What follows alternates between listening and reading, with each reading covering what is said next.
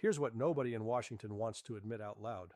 While the policy class debates ceasefires and aid packages in air conditioned conference rooms, something very real and very consequential is happening on the ground in eastern Ukraine, and it has implications that stretch far beyond this war. Russia's Kh-38 missile is not some headline grabbing hypersonic wonder weapon. It's something more dangerous than that. It's a quiet problem. With a warhead weighing 250 kilograms packed into a total launch weight of just 520 kilograms, this thing is compact, precise, and extraordinarily lethal against frontline targets. And here's the part that should make you think twice. Russia is now using Orlan drones to designate targets for the Kh-38, which means the launch aircraft, typically a Su-34, can turn away and disengage the moment the missile leaves the rail, keeping the crew safely out of range of Ukrainian air defenses. That is not a brute force tactic. That is a system, a coordinated kill chain that Western military planners are watching very carefully, because what Russia is rehearsing in Ukraine today may well be the model for a future confrontation with NATO countries. Defense analysts point out that the very appearance of the Kh-38 on the battlefield is itself a diagnostic signal, a symptom revealing that Ukrainian frontline air defense has dangerous gaps that Western partners have not yet filled. Russia isn't just firing a missile. Russia is probing, finding the holes, mapping the weaknesses, and exploiting them methodically. This is what modern warfare actually looks like, not the clean narratives you get on cable news. Stay with me, because what comes next explains everything. I want you to think about something for a moment, because this is really the heart of what we're dealing with here. When most Americans hear the word missile, they think of something massive. They think of tomahawks. They think of ICBMs. They think of the kind of thing that dominates a press briefing with dramatic graphics and retired generals nodding gravely on cable news. And that cultural framing of what a missile has actually created a massive blind spot in how the Western public understands what's happening on that battlefield right now. Because the Kh-38 is not a headline weapon. It was never designed to be. It was designed to be effective. And there is a profound difference between those two things. Let me walk you through what this weapon actually is, because the technical details matter here in a way that speaks directly to the broader strategic picture. The Kh-38 is the specific variant being deployed actively right now in Ukraine, and it travels at up to Mach 2.2. That's roughly 1,500 miles per hour, with a launch range of up to 40 kilometers. Now, 40 kilometers sounds modest. You might hear that and think, well, that's not very far in the grand scheme of things. But think about what 40 kilometers means on a battlefield like eastern Ukraine in 2026.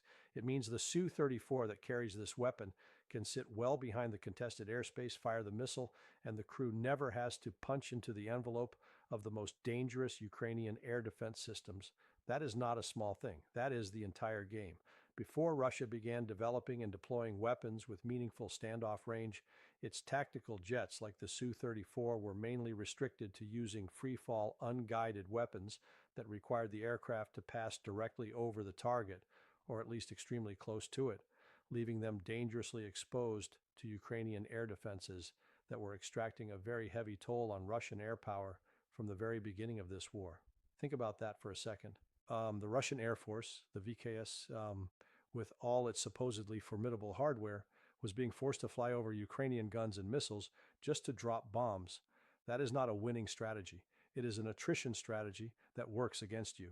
So Russia had to adapt, and the adaptation you are watching unfold right now with the Kh-38 is part of a deliberate, methodical evolution in how Russian air power operates. It is not improvisation, it is doctrine. And here's where I want to draw your attention to something that doesn't get nearly enough coverage in the Western press. With targeting provided by Orlan series drones, the Kh-38 offers Russia an ideal capability for striking time-sensitive targets, something that is essentially impossible with glide bombs, which require targeting data to be uploaded prior to takeoff. This means the Kh-38 fills a critical gap in the Russian arsenal that had previously limited options for striking moving or rapidly emerging targets beyond the front lines. Do you understand what that means in practical terms? It means a Ukrainian HIMARS unit that moves position, a command post that has just been spotted by a drone, a logistics convoy that was photographed 30 minutes ago, all of these targets can now be struck before they disappear.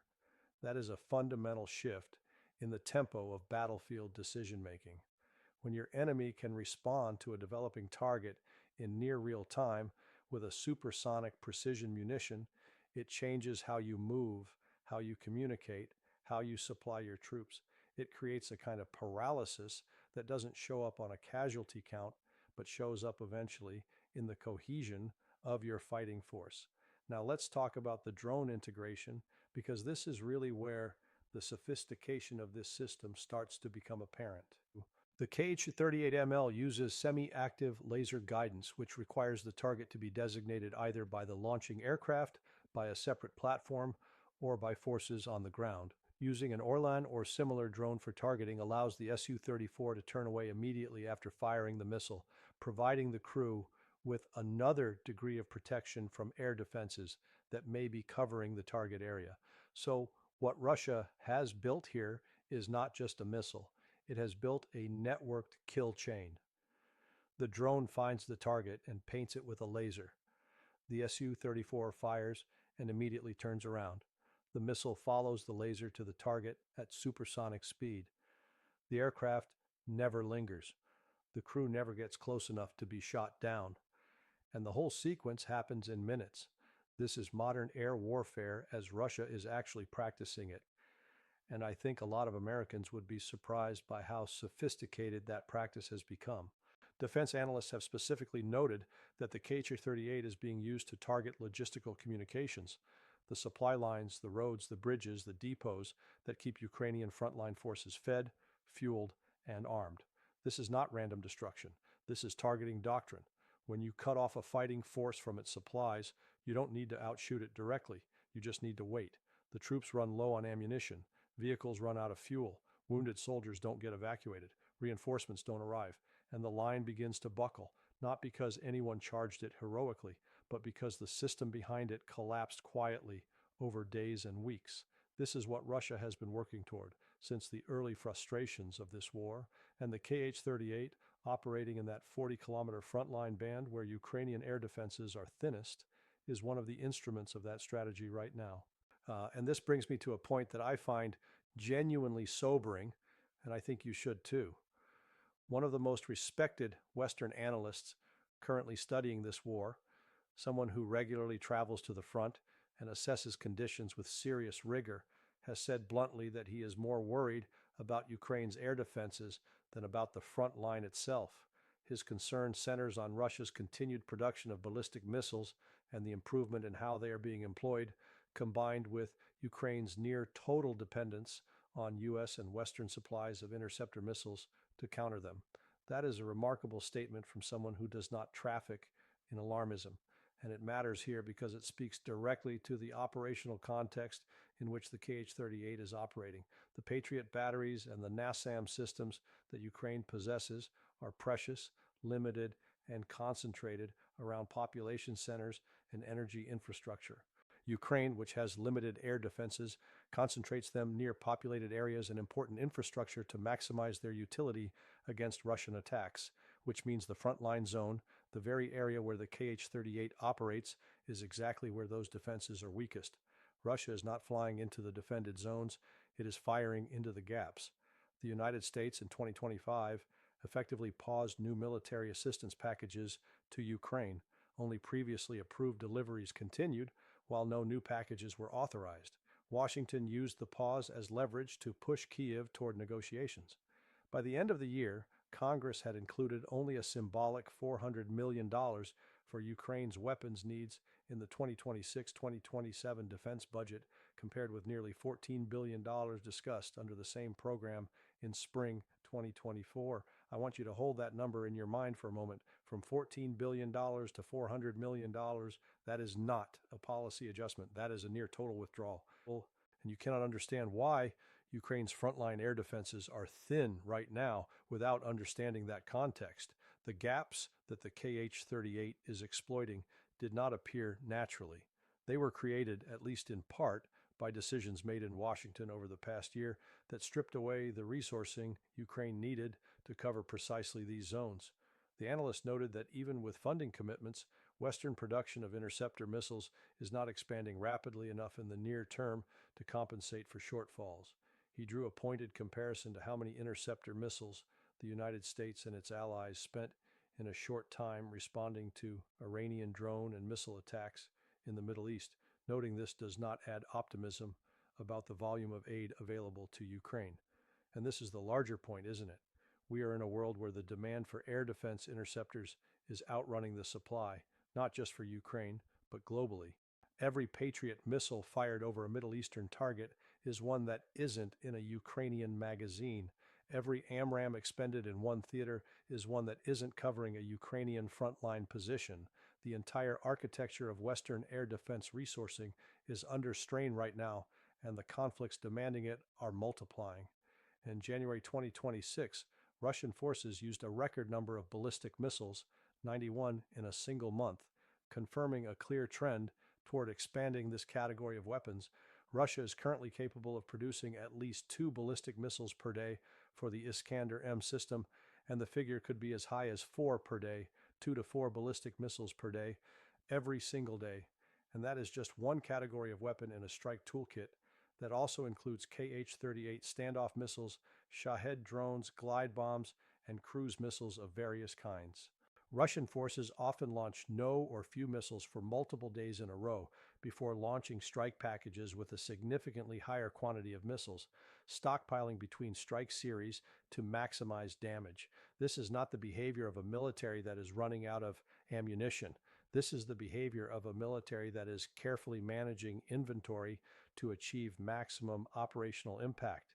And the Western narrative that Russian industry is collapsing, that sanctions are crippling the war machine, simply does not match what is observable on the ground.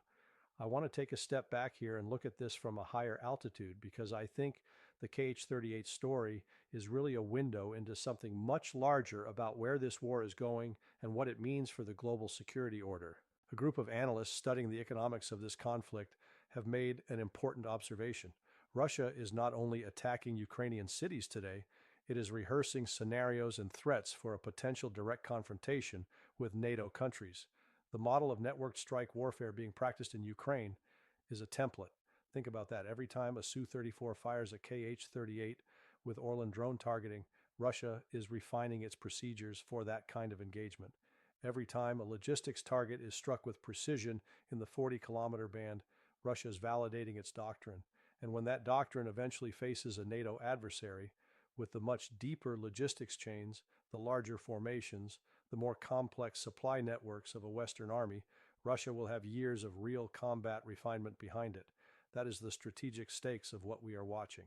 The Su-34, which carries the Kh-38, has been the central aircraft in Russia's evolving strike campaign throughout this war, and Russia has continued to add new airframes to reinforce its long-range strike operations. The aircraft's design integrates electronic warfare capabilities that provide onboard jamming against search and fire control radars, meaning it is not simply flying into contested airspace naked. It is flying with a degree of electronic protection that further complicates Ukraine's ability to track and target it. So you have a missile with standoff range, carried by an aircraft with electronic jamming capability, guided to the target by a drone that keeps the aircraft safely behind the threat envelope. Each element of this system reinforces the others. Remove any one piece, and the system degrades. But as long as all 3 elements function together on the drone, the aircraft, the missile, you have a capability that Ukraine's current frontline air defenses genuinely struggle to address. President Zelensky has recently acknowledged that Ukraine must move toward domestic production of air defense systems and missiles through licensing deals with Western partners because dependence on foreign supply chains has created dangerous vulnerabilities. That is a statement of hard-won wisdom from a leader who has spent 3 years watching his country absorb the consequences of supply chain politics. And it is frankly the right long-term answer. A country that cannot produce its own defenses will always be at the mercy of whoever controls the supply. But the timeline for building domestic production capacity is measured in years, and the Kh-38 is in the air right now, today, hitting targets in eastern Ukraine while those licensing negotiations are still being structured. There is a final dimension to all of this that I think deserves serious attention because it speaks to the moral and political economy of this war in a way that rarely gets discussed honestly. Russian forces struck Ukrainian railroads and other infrastructure even during a brief moratorium on energy strikes, simply switching from targeting energy infrastructure to targeting logistics. The Ukrainian power grid was so degraded from months of previous strikes that when a technical malfunction occurred during the moratorium period, it suffered a cascading, widespread failure even without a direct attack. Let that sink in. Russia didn't need to attack the grid during the ceasefire because the damage it had already inflicted was so severe that the grid failed on its own. The weapon had already been fired. The destruction was simply still unfolding. And what the KH-38 represents in its quiet, methodical targeting of frontline logistics is the same principle applied to military supply chains. You don't need to destroy an army in a single dramatic battle. You just need to steadily, persistently cut the threads that hold it together, the roads, the bridges, the fuel points, the ammunition caches, until the cohesion of the force begins to dissolve from within. This is the war that Russia has chosen to fight, not the war of the dramatic breakthrough, not the war of the massive armored charge across open plains, but the patient, grinding, systematic war of attrition against supply, infrastructure, and resilience. The KH-38 is one of the tools of that war. A quiet, supersonic, drone-guided instrument of persistent frontline pressure that the Western public has barely heard of, and that decision-makers in Washington and Brussels need to reckon with far more seriously than they currently are. Because the longer the gap between what Ukraine needs to cover its front lines and what it is actually receiving remains open, the wider the lanes through which weapons like the KH-38 will continue to operate. And the price of that gap is being paid not in conference rooms and not in press releases. It is being paid in Ukrainian lives on Ukrainian ground right now.